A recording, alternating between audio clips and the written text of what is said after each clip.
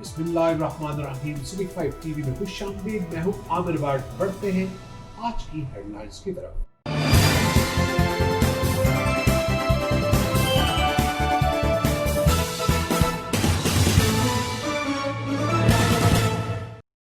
अफसोसनाक खबर शामिल करेंगे वजीराबाद से। वजीराबाद लवेरीवाला के मुकाम पर नाला पलखों में नहाते 3 कमसन बच्चियां गहरे पानी में डूबकर जान बहाक हो गई।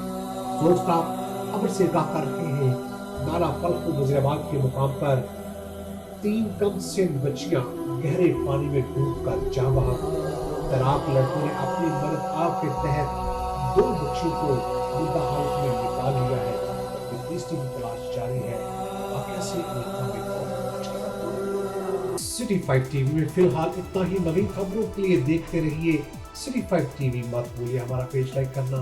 सिटी 5 टीवी तब तक के लिए इजाजत दीजिए। अल्लाह।